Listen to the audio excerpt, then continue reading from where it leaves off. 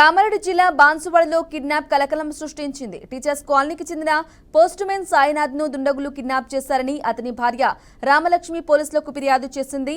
వెంటనే స్పందించి దర్యాప్తు చేసిన పోలీసులు సాయినాథ్ ని కిడ్నాప్ కాదని గుర్తించారు. హైదరాబాద్ లోని కార్ఖానా పోలీస్ స్టేషన్లో భూమి విషయంలో సాయినాథ్ ను పోలీసులు అరెస్టు చేసినట్లు బాన్సువాడ ఎస్హెచ్ఓ కృష్ణ తెలిపారు.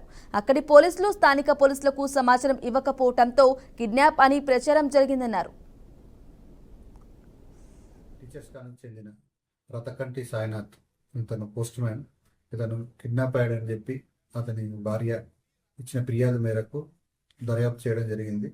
దీంట్లో దర్యాప్తులో భాగంగా మేము ఎంక్వైరీ చేయగా అతనిపై ఒక ఫోర్జరీ అండ్ చీటింగ్ కేసు ఉండడం వల్ల హైదరాబాద్ పోలీస్ కార్ఖానా పోలీస్ స్టేషన్ చెందిన పోలీసు వారు వచ్చి అతన్ని అదుపులోకి తీసుకొని హైదరాబాద్ తీసుకోవడం